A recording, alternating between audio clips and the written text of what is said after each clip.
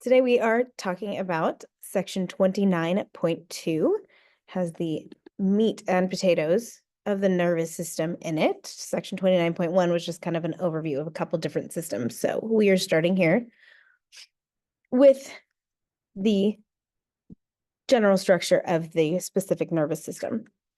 So the nervous system is composed of highly specialized cells. Neurons are the name for the cells that are found specifically in the nervous system. You got a picture, or you should have gotten a picture of a neuron that looks a little bit like this. Glue it into your notes. We're going to label it as we move along in the presentation.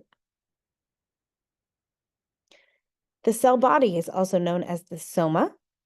It is the location of the nucleus and all of the organelles. So from here, next few slides, we are going to label the cell body is that middle blue portion, not the branches, just that middle thick blue portion.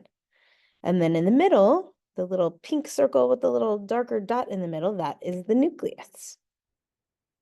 Make sure you have those labeled. Dendrites are the branches that are attached to the cell body. They receive messages from other neurons, and these messages are called nerve impulses. If we see the word nerve impulse, we're talking about the messages that get sent all throughout the neurons. Again, make sure you label. The dendrites are these little branches that come off the cell body. The axon is the tail portion of the neuron. It carries the message away from the cell body towards the axon terminal and the next neuron. The axon terminal is that end portion. To terminate means to end. Terminado in Spanish means end. So an axon terminal is just the end of the axon. The axon is covered in a myelin sheath, or most of them are. Some axons are not. But the purpose of that myelin sheath is to help the nerve impulses move faster. There is a GIF at the top right. You have two neurons. That top neuron has a myelin sheath, those little bubbles that cover just a substance that covers the axon. And the message is moving faster. And then on the bottom, there is no myelin sheath. There's still a message, but it is moving slower.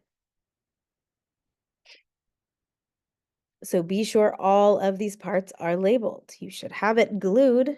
You don't have to draw it. You should have a picture that you glued in to your notes. And there's the dendrites, the nucleus in the middle, the cell body, the axon with the myelin sheath, and then the axon terminals at the end.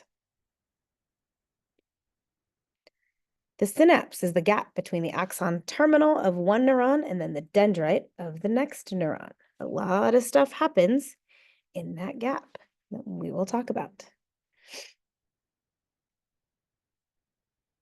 Resting potential. So when we say a neuron is at rest, it means no messages are being transmitted.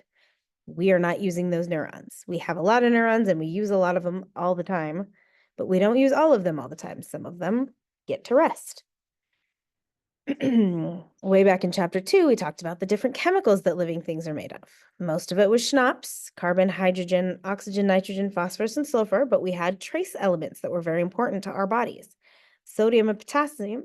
Sodium and potassium are two of those trace elements that we need for our neurons to function properly.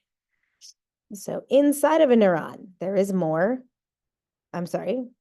sodium outside of the cell, outside of the neuron. There is more potassium inside of the cell when the cell is at rest. There are also other large negatively charged ions inside of the cell. So the inside of a neuron is always more negative compared to the outside. Again, this is at rest. So you can see in the bottom right, we took that axon and we blew it up, and we're looking at the charges. Inside the cell, you have a bunch of little red minus signs. That means the inside of the cell is negative. And then outside of the cell, the top and the bottom are both the outside of the cell. You have all those blue plus signs, meaning outside of the cell is more positive. This is at rest. When something triggers it, when a stimulus triggers a response, triggers a message to start going, then our neurons jump into action. And now it is called an action potential. An action potential is a moving electrical impulse. It is sparked by a stimulus, anything that causes a response. My voice right now is causing a response. You're hearing it in your ears. Hopefully that message is getting sent to your brain to be interpreted. And it activates what's called the sodium-potassium pump. Like we said, we have sodium and potassium inside and outside of our nerve cells. When this pump is activated, more sodium enters the cell, and then potassium also leaves, but it's less potassium that leaves, which causes a momentary reverse in the charges inside the cell. So normally inside the cell is negative, outside is positive. When the sodium-potassium pump gets activated by a stimulus, that switches. You can see in the GIF on the bottom right, as the message, the nerve impulse moves along the axon, those negative and positive charges switch all the way down. And then electricity to chemistry. The action potential, that electrical signal, will reach the axon terminal. Terminal is the end. It will stimulate vesicles to release chemicals called neurotransmitters into the synapse, or that gap we talked about.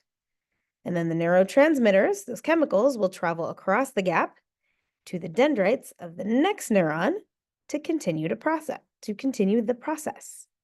And it will spark or stimulate or trigger an electrical signal in that dendrite of the next neuron for the process to continue.